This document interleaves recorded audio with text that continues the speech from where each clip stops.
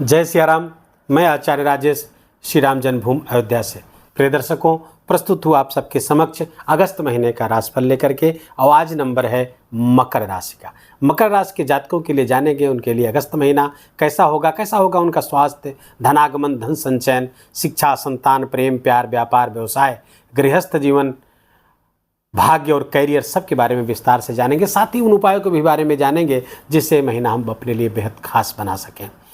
पहले प्रारंभ में बता दूं कि वीडियो आपके चंद्र राशि पर आधारित। यदि आपको अपनी चंद्र राशि नहीं पता तो अपने प्रचलित नाम के आधार पर इस वीडियो को देखकर उसका लाभ उठा सकते हैं। आइए पहले फटाफट जानते हैं कि इस महीने अगस्त महीने में कैसी ग्रहों की स्थिति है मकर राशि के जातकों के लिए। क्या योग बने हुए हैं, राशि स्थान खाली है, धन स्थान पर धनेश अर्थात धन स्थान के स्वामी शनिदेव वक्री होकर के विराजमान है। चेष्टा बल बढ़ा हुआ है, बहुत बल उनका बढ़ गया है और वो राशि के स्वामी भी हैं, तो बहुत अच्छा योग है ये। राहु आपके तृतीय स्थान पर, उपचय स्थान पर अच्छा गोचर।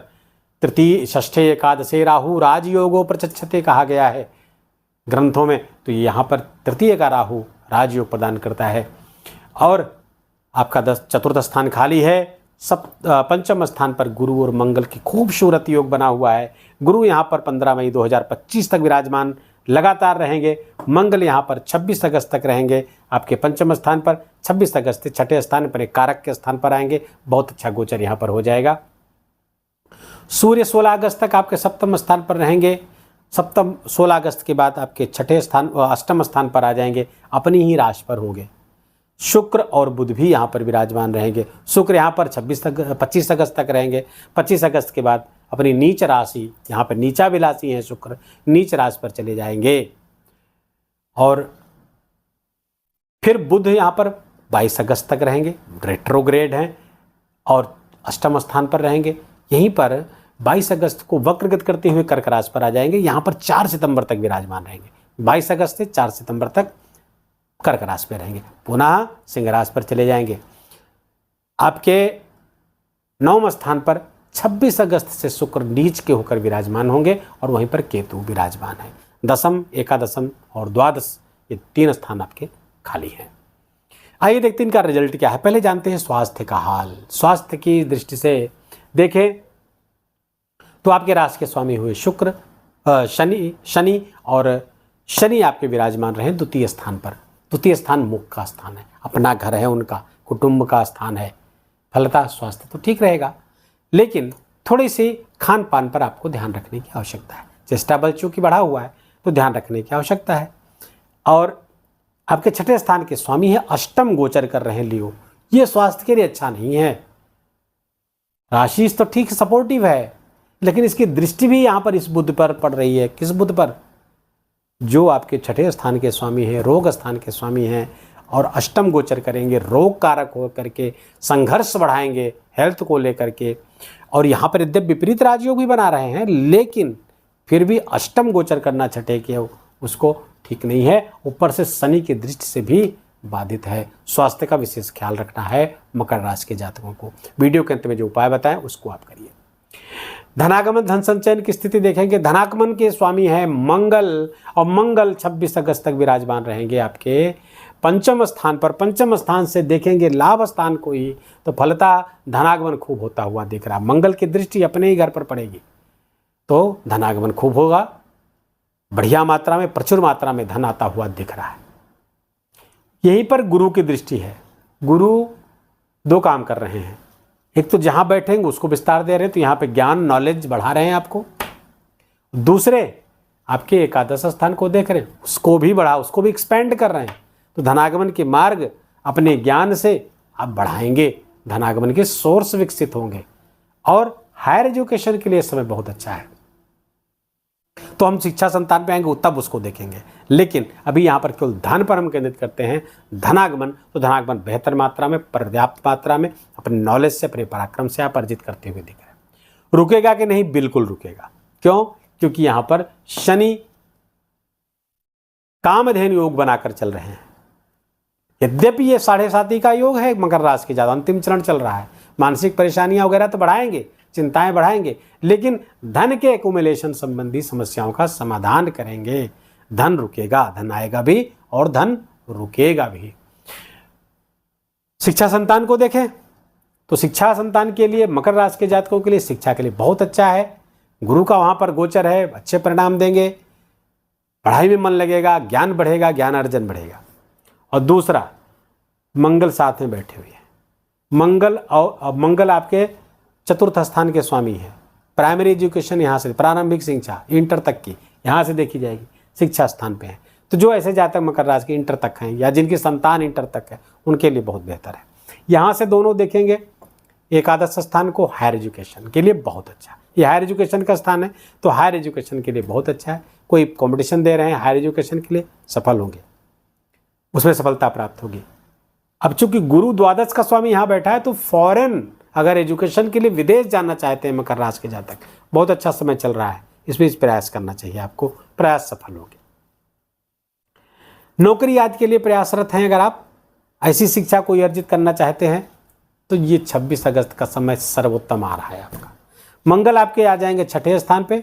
मंगल छठे स्थान पर जब पहुंचेंगे तो प्रतियोगी परीक्षाओं में विजय की सूचना लेकर आ रहे हैं, विजय योग बना रहे हैं। यहाँ पर कंपटीशन आप क्रैक कर करके नौकरी प्राप्त कर लेंगे, बशर्ते कि मेहनत आपको करनी पड़ेगी, क्योंकि यहाँ पर आपको फोकस होना पड़ेगा। किस पे? नॉलेज पे फोकस होना पड़ेगा, ज्ञान पे, पढ़ाई पे फोकस करेंगे तो ये मंगल 26 सितंबर के बाद आपको प्रतियोगी परीक्षाओं में विजय दिला देगा निश्चित रूप से।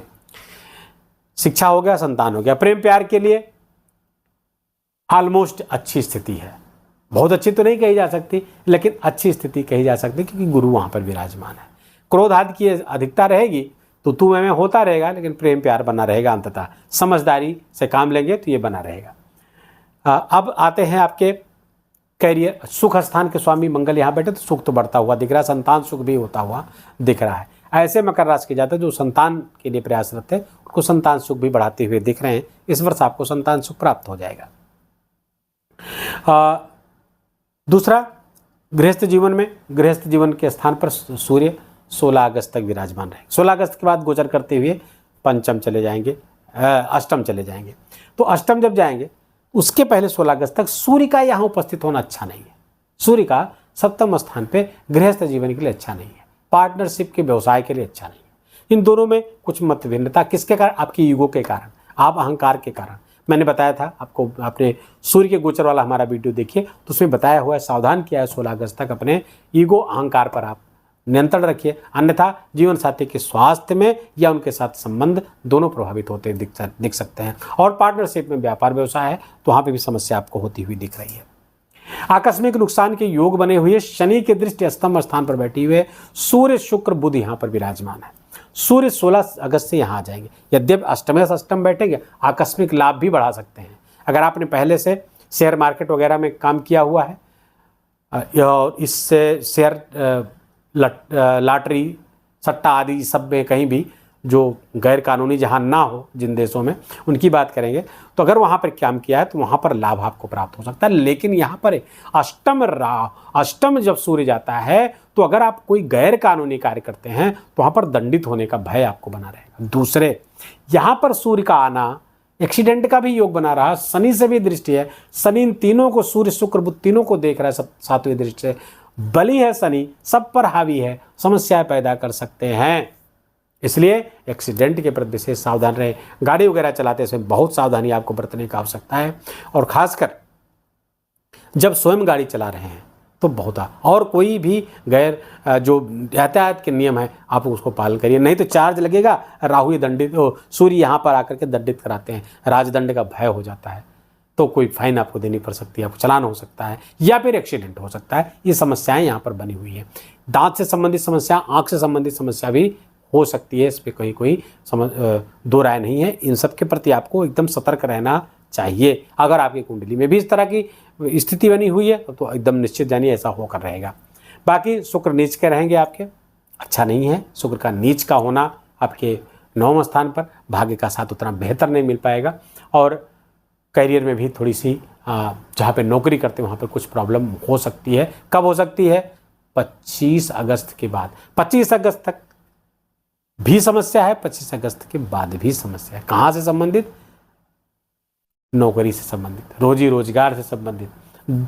और संतान भाव 25 सितंबर के बाद, यद्यपि गुरु मंगल यहाँ पर ठीक है, हम गुरु रहेंगे संभालेंगे, फिर भी यहाँ पर यहाँ का स्वामी डेबिलिटी में जा रहा है, अर्थात नीच का होने जा रहा है शुक्र। तो 25 अगस्त के बाद में यहाँ पर संतान के स्वास्थ्य का ध्यान रखना है। संतान उठ बैठ कहाँ रही है इस बात का ध्यान रखना है। संतान किसके साथ जाती है, मतलब कुल मिलाकर उसके चाल चलन पर आपको विशेष ध्यान रखने की आवश्यकता है, खासकर तब जब बच्चा युवा हो या किशोर अवस्था में विशेष ध्यान रखने की आवश्यकता है। अन्यथा स्वभाव में विचलन संभावित है। सब हमने देख लिया। भाग्य, देखिए इस समय मकर राशि के जातकों का भाग्य का पाया कमजोर है। आपके भाग्य वहाँ पे चल रहे हैं, सिंह राशि पर गोचर कर रहे हैं, अष्टम, ये अच्छा नहीं है। और दूसरे शुक्र भी जा रहे हैं भाग्य स्थान पर, नीच के हो जा रहे हैं, तो इस समय भाग्य थोड़ा सा साथ नहीं देगा। तो इसके लिए करें क्या, उपाय हमारी समग्रता में बताते हैं। तो सबसे पहले मंदिर रोज जाना शुरू कर दीजिए। आप सुबह शाम जा सके तो सुबह शाम जाइए। शादीशुदा है तो पत्नी बच्चों को साथ लेके जाइए, मंदिर जाइए, रोज जाइए। इससे क्या होगा, ये नवम भाव एक्टिवेट रहेगा। तो जो ये भाग्य भंग योग बना करके बुध यहाँ पर गोचर कर रहे हैं, उसमें आपको 100% राहत मिलेगी। केवल मंदिर चले जाने से राहत मिलेगी। और दूसरे, विष्णु सहस्त्र नाम का पाठ करिए, हनुमान चालीसा का ज़्यादा से ज़्यादा पाठ करिए, क्योंकि 7.5 भी चल रही है आपकी। शनि लाभ स्थिति में है, तो लाभ ज़्यादा से भी मिले, ज़्यादा मिले, इसके लिए क्या है, मन का अच्छा होना चाहिए। 7.5 में सबसे ज़्यादा प्रभाव मन को पड़ता है। मानसिक परेशानियां, मानसिक चिंताएं बहुत ज़्यादा घेर लेती हैं। तो हनुमान चालीसा का पाठ करिए, मानसिक चिंताओं से मुक्ति मिलेगी। और विष्णु सहस्त्र नाम का पाठ आपके लिए बहुत अच्छा है। सूर्य भगवान की आराधना बहुत अनिवार्य है, खासकर 16 अगस्त के बाद। तो अभी भी क्योंकि यहाँ पर बैठे तो नुकसान तो कर ही रहे हैं। तो सूर्य उदय के पहले उठे, सूर्य भगवान को अर्घ्य दीजिए, जल चढ़ाइए तांबे के लोटे में, गायत्री मंत्र का जप किया, आदित्य हृदय स्तोत्र का पाठ करिए, गायत्री मंत्र का जप करें। ये सब लाभ आपको, ये सब करने से बहुत लाभ आपको प्राप्त होगा। और जितने भी नकारात्मक प्रभावों को बताया गया है, सारे नकारात्मक प्रभावों को शून्य कर देगा या बहुत मिनिमाइज कर देगा। वीडियो को यही समाप्त करने के पहले 5 त्योहार, 5 व्रत इस महीने पड़ रहे हैं जो ज्योतिष की दृष्टि से बहुत महत्वपूर्ण है। जैसे पहला है नाग पंचमी। नाग पंचमी के दिन नागों की पूजा की जाती है। तो उस दिन क्या करें, रुद्राभिषेक अनिवार्य रूप से करें। आपकी कुंडली में राहु कैसा भी अच्छा हो तो भी करिए, नहीं तो यदि आपकी कुंडली में सर्प दोष है, काल सर्प दोष है, राहु की महादशा, अंतरदशा, प्रत्यंतर दशा चल रही है, राहु कहीं से भी तमाम अड़चने डाल रहा है, आपको नाग पंचमी के दिन रुद्राभिषेक करना चाहिए। घर के बाहर गेट पे दोनों तरफ गाय के गोबर से नाग की प्रतिमा बना करके उसका पूजन करें। उनको दूध और धान का लावा चढ़ाइए। इससे तक्षक, नागों के राजा तक्षक बहुत प्रसन्न होते हैं और आपकी कई पीढ़ियों तक, 7 पीढ़ियों की बात की गई शास्त्रों में, 7 पीढ़ियों तक किसी को सर्प दंश का भय नहीं रहेगा। दूसरा महत्वपूर्ण त्यौहार है रक्षाबंधन। 19 अगस्त को हो रहा रक्षाबंधन। इस बार भी भद्रा रहेगी। भद्रा का प्रभाव रहेगा 1:25, दोपहर 1:25 तक ही भद्रा रहेगी, उसके बाद समाप्त हो जाएगी। तो हमारी बहनें, माताएं अपने भाइयों को रक्षाबंधन दोपहर 19 अगस्त को दोपहर 1:25 के बाद बांधेंगी। अभी तमाम वीडियो ऐसे आएंगे जो आपको बहुत कंफ्यूज करेंगे, तो आप इस बात को नोट कर लीजिए। ये पूरा पंचांग से देख करके पूरे कैलकुलेशन के साथ आपको बताया जा रहा है, इसलिए कहीं से कंफ्यूज मत हो। 1:25 के बाद आप रक्षाबंधन बांध सकती, कोई भय नहीं। दूसरा महत्वपूर्ण त्यौहार एकादशी। एकादशी व्रत महीने में 2 बार आता है।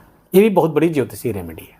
क्या है, चंद्रमा अगर आपकी कुंडली में अच्छा नहीं है, अस्त है, नीच का है, 6, 8, 12 में है, राहु के साथ है, शनि के साथ है, तो ये सब बुरे प्रभाव देते हैं। केमद्रुम योग बना हुआ है, दरिद्र योग है, तो फिर बहुत सारी समस्याएं पैदा होती हैं। मानसिक से लेकर आर्थिक तक तमाम समस्याएं होती हैं। उसके लिए क्या, कृष्ण जन्माष्टमी बहुत अमोघ है। कृष्ण चंद्रावतार हैं और ये चंद्र की उपासना हो जाती है एक तरह से। एकादशी व्रत करिए। 16 अगस्त को पुत्रदा एकादशी है और 30 अगस्त को जया एकादशी है। इन दोनों के बीच में कृष्ण जन्माष्टमी हम सनातनियों का बहुत बड़ा त्यौहार, हमारे कृष्ण कन्हैया लाल का जन्मोत्सव, प्राकट्योत्सव। पद्म पुराण में कहा गया है, जो लोग व्रत रह करके, जो नर नारी व्रत रह करके कृष्ण जन्मोत्सव को मनाते हैं, उनकी इस जीवन की, पारलौकिक जीवन की समस्त इच्छाएं भगवान कृष्ण पूरी करते हैं। बहुत बहुत मंगल कामनाओं के साथ वीडियो को यहीं विराम दूंगा। वीडियो अच्छा लगा हो, आपके काम का लगा हो, इन्फॉर्मेटिव हो, मेरा बोलना आपका सुनना सार्थक हुआ हो तो वीडियो को लाइक करिएगा, अपनों के साथ शेयर करिएगा ताकि इसका लाभ उनको भी प्राप्त हो। कमेंट में जय सिया राम जरूर लिखिए। मेरा विशेष आग्रह, विशेष निवेदन है कि जय सिया राम लिखना बिल्कुल भी मत भूलिए। चैनल पर नए हैं, इसको सब्सक्राइब कर लीजिए, बेल आइकन की घंटी दबा लीजिए। अपना ख्याल रखिए, अपनों का ख्याल रखिए, माता पिता की खूब सेवा करके उनका आशीर्वाद लीजिए। जय जय सिया राम।